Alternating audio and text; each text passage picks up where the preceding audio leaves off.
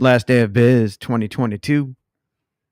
Can't wait. We could use a new start, a fresh start. Yeah, man. This year was a little bit brutal. What do you think, man? What do you think of the year? Yeah, when you're in it, it doesn't seem that bad, but when you look back and see what it's all transpired or what we've been through, but it seems like every year in our side of the business, on the insurance side, there's always something going on. Yep. Um, this was more at the macro level with the, all business. Yep.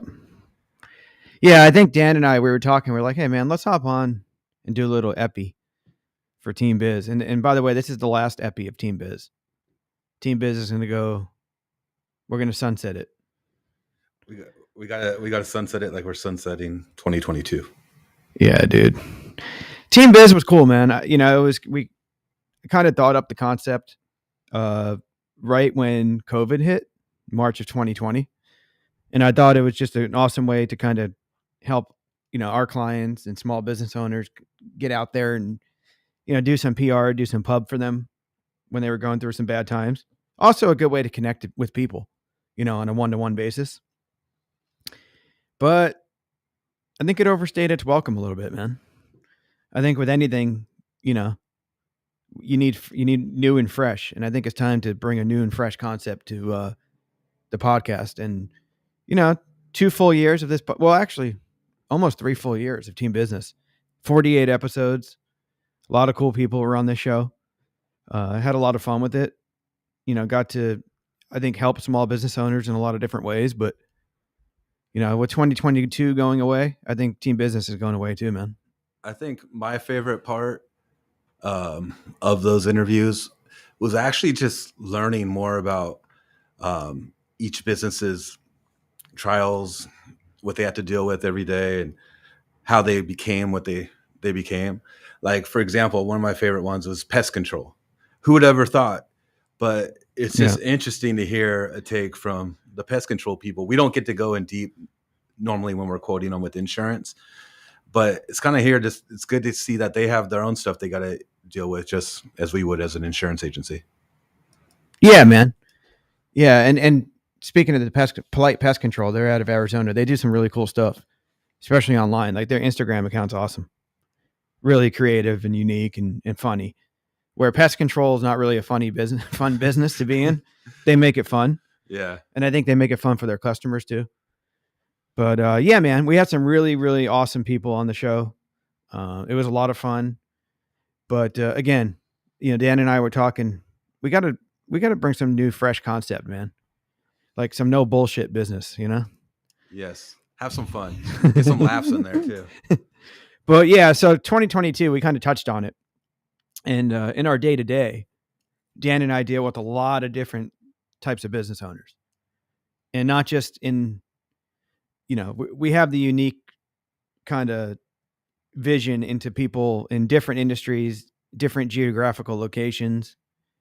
We're in San Diego, but we don't just, a lot of people in our business, they focus on a niche area. We're all over the country, 26 states, different industries from construction to hospitality to manufacturing to, your Main Street business, all types of people, man. And it's been a really crazy 3 years. And Dan mentioned it before, and I'll let him talk about it again. But every year there's challenges, right? Even in the smoothest of environments. Of course, 2008 to 2010 was really, really hard. And then, of course, COVID. And now I think this year you can call it kind of the inflationary, environment where people are dealing with inflation, higher costs, higher cost of doing business. Dan, what do you think you're seeing, man? And just in a general big picture range of talking to your clients, what are you hearing? Well, one of the things which is cool is that you actually get my clients asking me what I'm seeing, because they know that I'm dealing with a lot of different insurance or a lot of different businesses.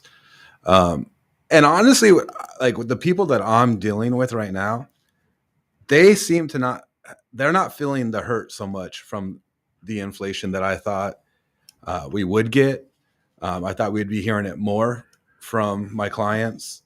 I deal with a lot of construction. They're doing fine.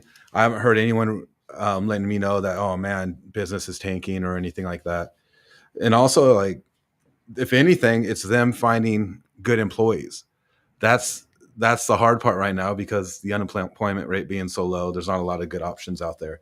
So if I was gonna say one thing from my standpoint or what I'm seeing is my businesses or the people I'm dealing with are having trouble finding good employees or good staff. Yeah, and I think that's kind of been a bit of a struggle for people uh, over the last 18 to 24 months. With unemployment being so low, like you said, it's a tight labor market. I think people are pretty comfortable where they're at. I mean, there was a lot of reshuffling towards the end of last year. I haven't really seen that too much or heard about that too much this year. I just think that the talent pool is in their location, so to speak. They're in their place already, and businesses have to do a little more to attract. Speaking about that, well, actually, let's not talk about that yet. Let's talk about. I still want to talk about the inflationary environment because I think that's something that people are scared of going into 2023. Nobody really seems to know where the economy is going to go, where their business is going. If it's going to have the same strength that it's had over the last couple of years.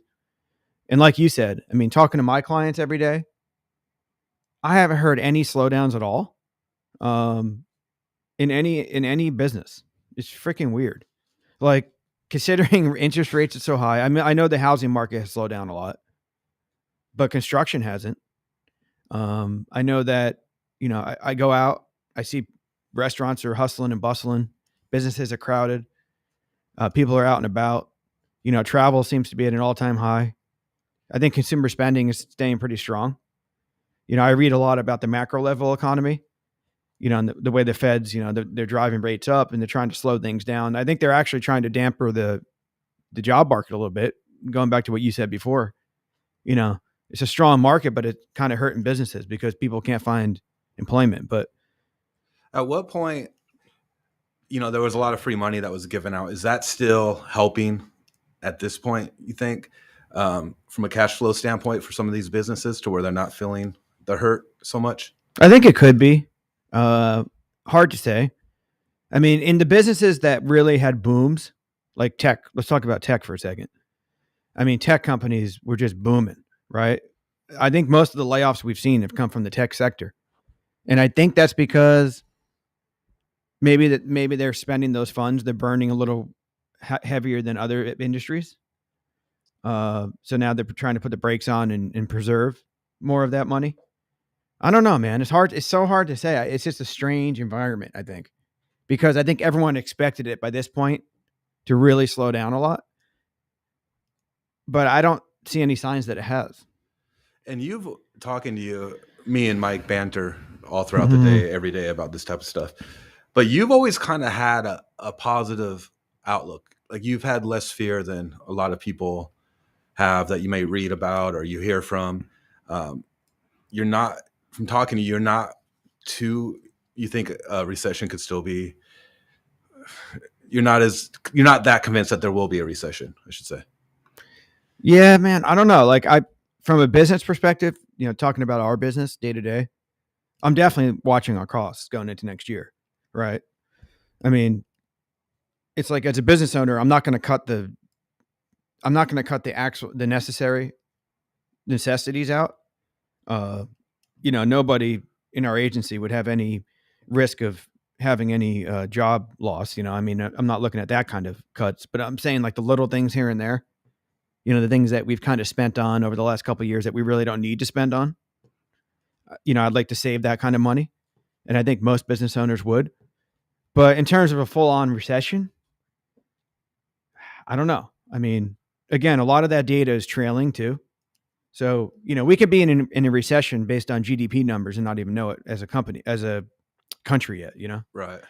Uh, but other markets aren't really showing signs. I know they're having troubles in like China, which is a big growth market, which I don't know if that shows that manufacturing is slowing down for us, consumer spending and the amount of goods being moved or sold.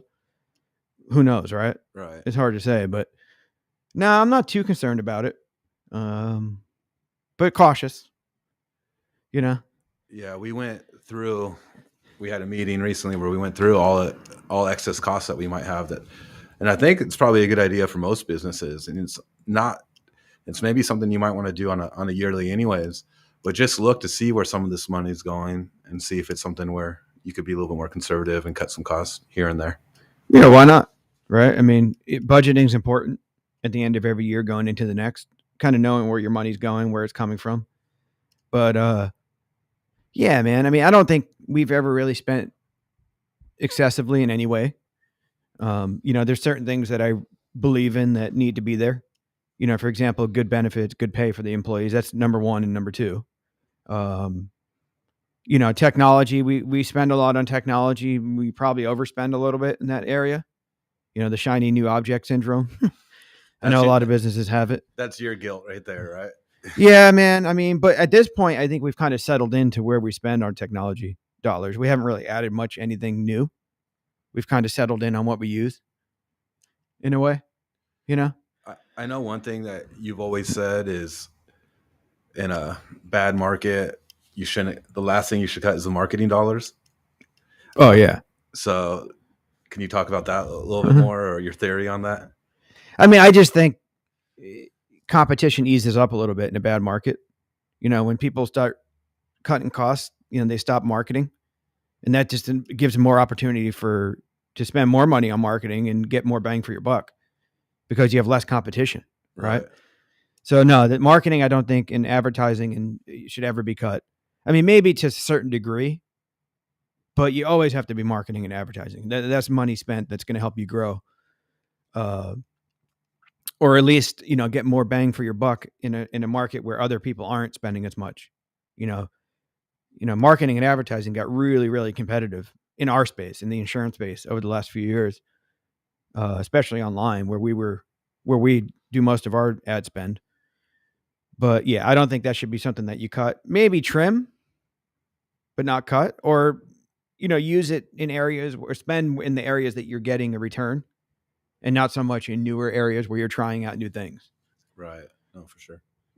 That's what we've done. I mean, we've kind of positioned our marketing dollars to really channel it and focus it in on where we know we're getting our ROI, And I don't believe ROI is one of those terms that I hate because I just don't think you can really, I mean, there's advertising and there's branding.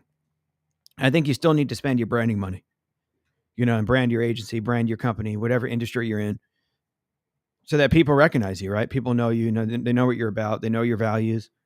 But getting yourself out there, that's not an immediate ROI. Yeah, how would you ever be able to track that anyways? It's hard.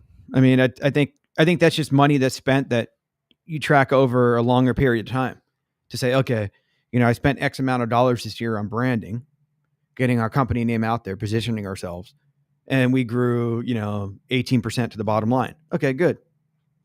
The branding must have worked somehow. Whereas if you're spending money on leads, right, dollar for dollar, you can track, okay, every dollar you spent over a period of time and every dollar that came in over a period of time, Yeah, it's much easier. Yeah. In our business, it's residual. So it's different than some other businesses. If you're in construction and you're, tracking your costs and your budget for each job and your investment and return from each job, that's different than with us where we have a customer life cycle of, 7 to 10 years, right? So anyway, we don't want to get to, I can talk about that forever. But yeah, man, I mean, 2022 was just nutty. And then it ended in the bang, or it hasn't in the bang with the Southwest and the airline issues, right? Dude. We were talking about that all day, I think yesterday. That shit's crazy, man. Just the impact and I saw Mike show me some pictures of some luggage, and it looked like, dude, nothing I've ever seen before. Dude, it's nuts. I mean, I feel for a lot of the people that work for Southwest. I think you were saying this yesterday, like they're frontline people, the people at the gate, the people at the check-in counter, even the flight attendants, even the pilots, man. Yeah. Like none of that was their fault, but people are going off on them. And I can understand that too, because they got to be frustrated as heck. I mean, people have been stuck in airports for 4 or 5 days, missing their Christmas with their family, missing New Year's with their family, not being able to travel. Obviously, the weather's been shitty, but the other airlines have had delays and cancellations, but not to the extent Southwest. I mean, the whole Southwest thing has to do with their infrastructure, a poor platform, a lack of technology.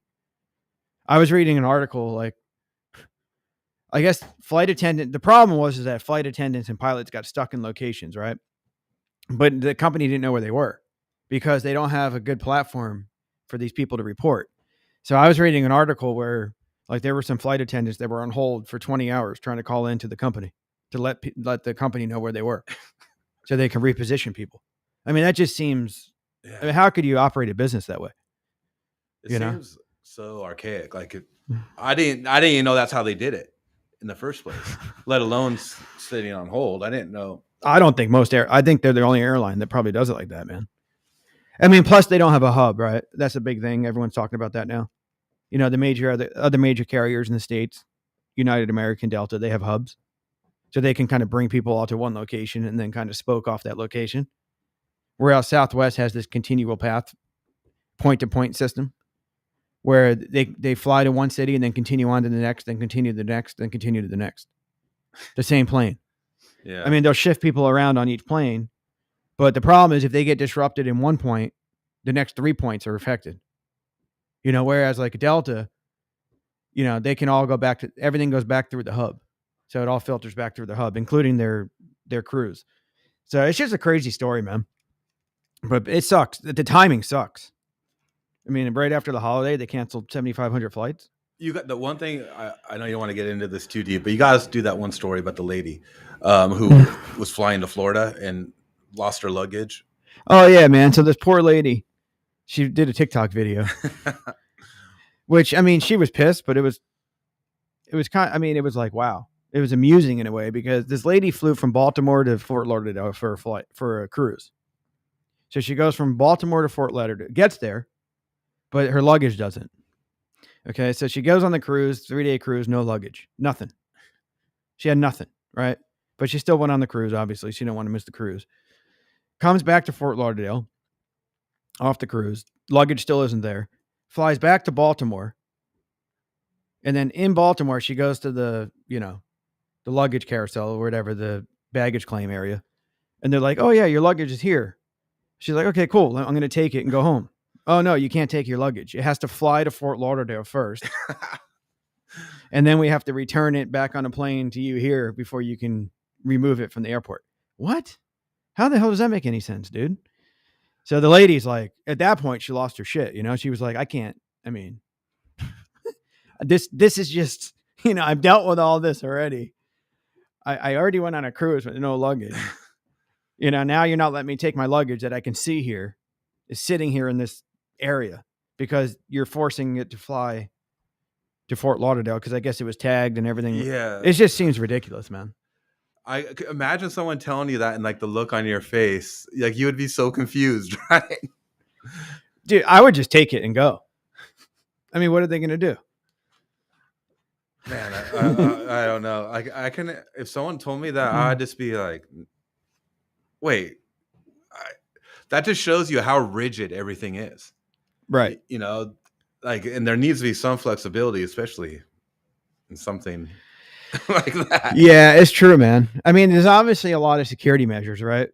Right. And that probably has something to do with it. And then part of the problem that Southwest ran into, of course, was with FDA regulations about the amount of time that pilots can work.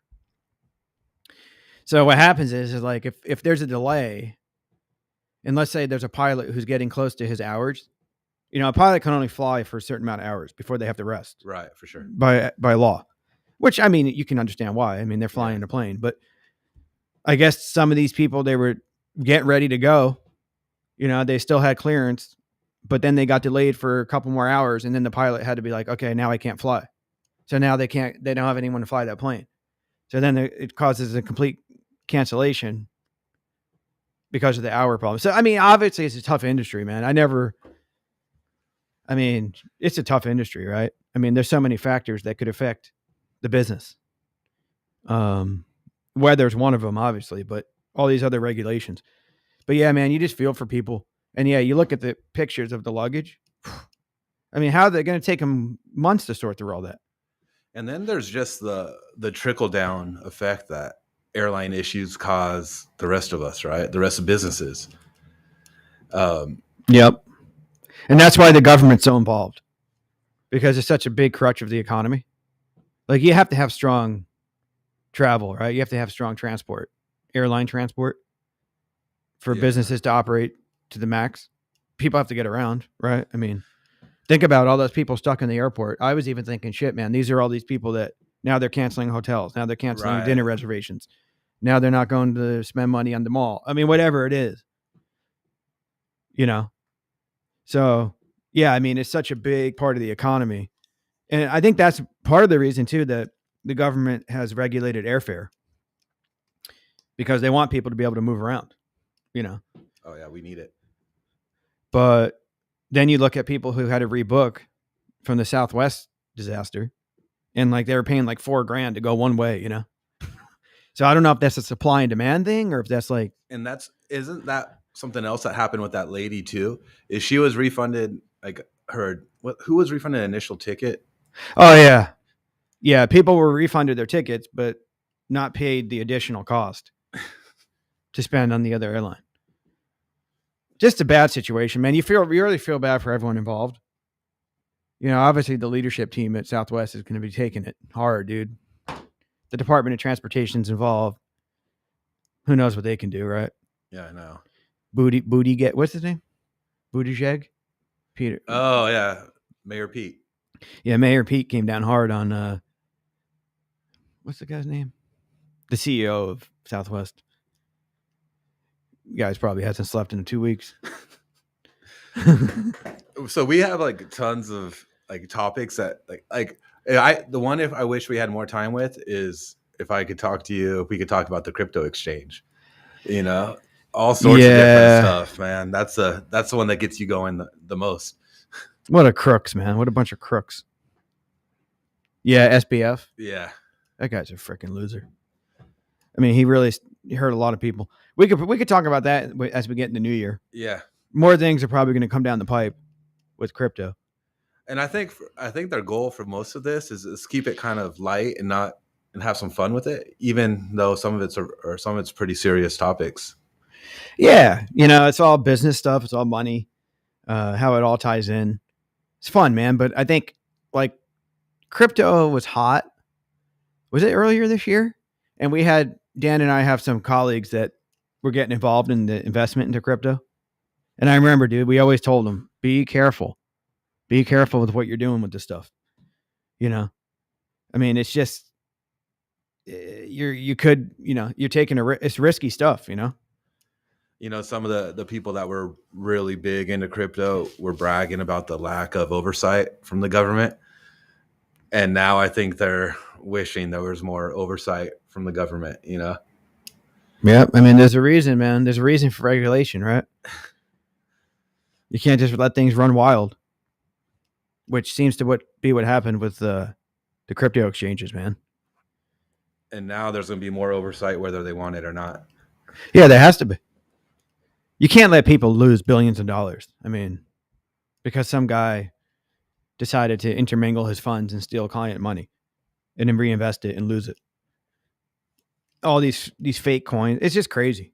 The whole thing's nuts. We could talk hours about that, but cool, man. I know you need to bounce. You're going for a New Year's celebration, right? I'm going to go hit some gnarly traffic driving through LA in about 5 minutes. Dude, that's the worst. For those of you guys that listen in from other parts of the country, I grew up in the New York City area. I went to college in DC. 2 of the worst traffic areas in the country. I've never seen anything like LA. Never.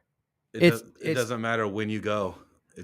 You could be on a random Saturday at 10 o'clock at night, and it's just miles of, there's no like flow, like in New York. I mean, yeah, the tunnels and bridges suck.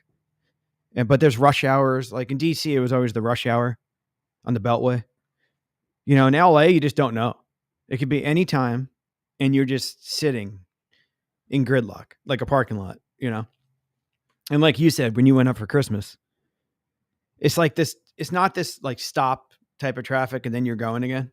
It's like every 2 minutes, Yeah. stopping again.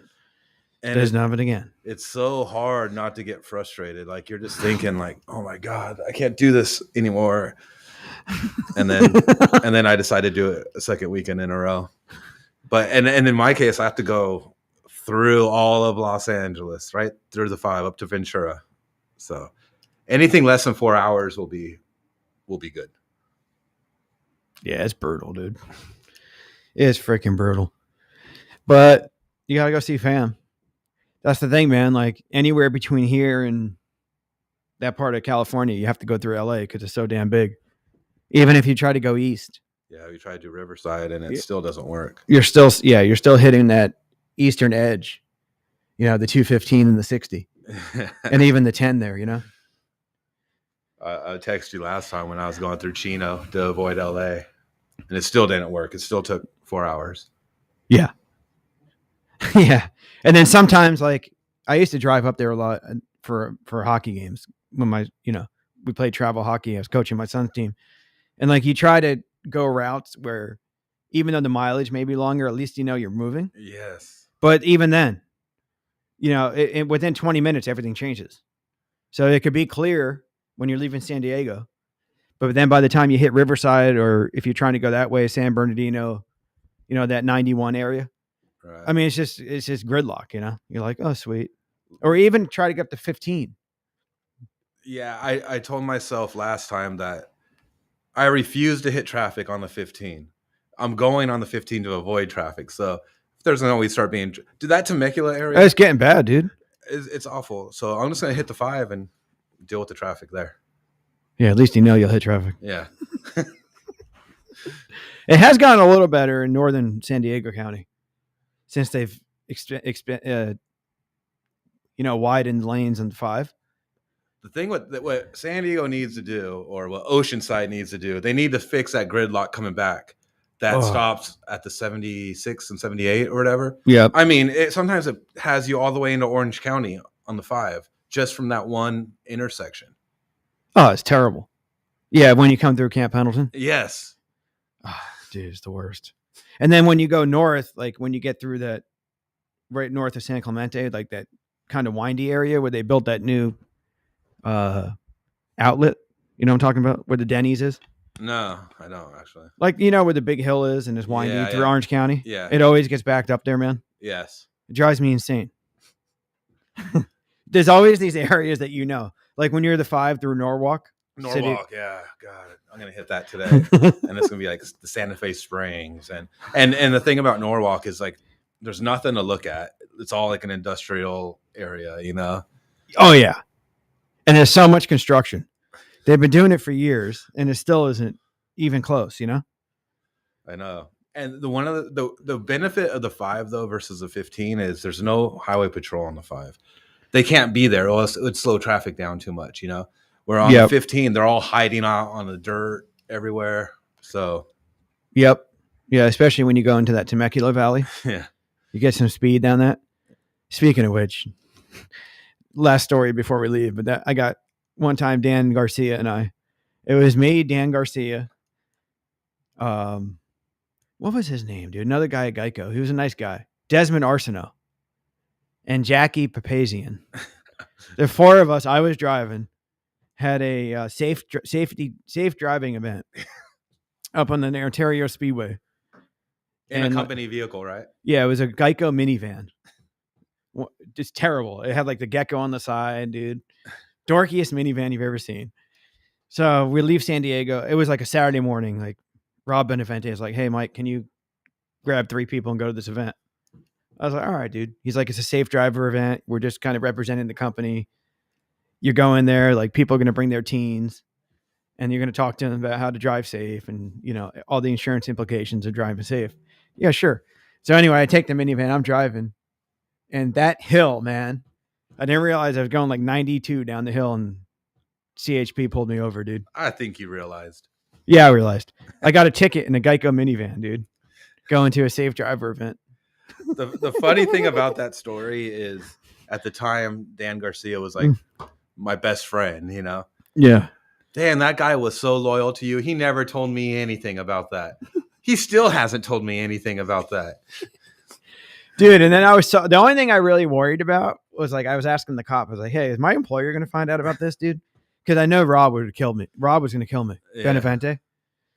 So he's like, well, you know, we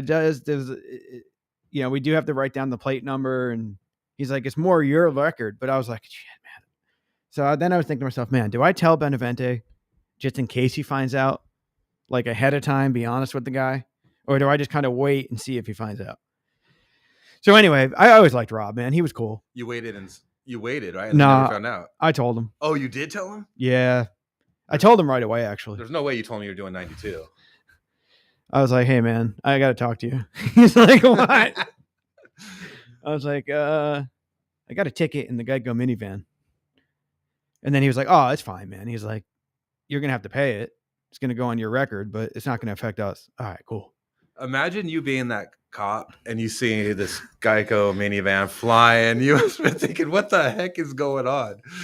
Dude, I was so embarrassed in front of Dan, Desmond, and Jackie, though. But they thought it was, I mean, at this point, it's kind of a funny story, but man, that was bad. Yeah, no, the cop, he was kind of laughing a little bit, but like, he's like, where are you going? I'm like, safe driving event. Man. All right, man. Let's wrap this guy up. Let's get out of here. So yeah, guys, Happy New Year to everyone. Hope you all had a great 2022. I know it was a challenging year for most, but a good year. Challenging, but good. If it's not a challenge, what good is it, right? And then, of course, everyone who's listened to Team Business over the years, thank you. Everyone who's joined. A lot of my great clients have been on the show. My daughter's been on the show. Dan's been on the show now, which is cool. The last one, episode 48. Look out. We're gonna repurpose some things. Podcasts are fun. I think they need to be unique, though. I mean, there's a lot of them now. There's a lot of saturation in podcasting. So it needs to be different. It needs to be something that people are interested in, you know? But I think off the cuff type stuff is the funnest. And I think being able to talk freely about business and what we do, we take it so serious, but you got to have some fun with it, man. I think for us, like we just did, is pulling back the curtain a little bit, and people hearing a different part of us or different. Yeah. You know, like the Geico stories are great, you know? Yeah, people think us insurance guys are such stiffs, you know? Yeah, I know. We're actually more fun than people realize. We joke around a lot all day. We are fun, man. A lot of insurance people are fun. But it is a serious business, and, you know, we take our work seriously. We've got to make sure our clients are well handled and protected. But at the end of the day, it's just a business, right? Yep. Thank you, everyone. Happy New Year. Stay safe. If you're going out drinking on New Year's, don't drive. Don't be stupid. Seriously. Call an Uber. So easy nowadays. Yeah. Get it right on your phone, man. Business owners. Hey, one thing we've done in the past, and I think I'm going to do it this year too, is that if your employees go out and have a fun on New Year's Eve, have them send you their Uber receipt. Reimburse it back on their paycheck. Keep them all safe. For sure. You've done it. Yeah. I'm going to do it this time too. I'm going to do it today. I'm going to tell everyone, hey, man, if you're going to go out New Year's Eve and have some fun, just take an Uber, take a Lyft, send me the receipt. It'll be on your next paycheck, you know? Anything for your parting words, Dan? No, just Happy New Year's. Let's see what 2023 brings. Let's have some more of these so we can share our banter with everybody, and everybody be safe. Finish the year strong. Yeah, by the way, the Terps played today, and I totally forgot. Oh, they're winning 13-12 in the fourth quarter of their bowl game. That won't last. See you guys.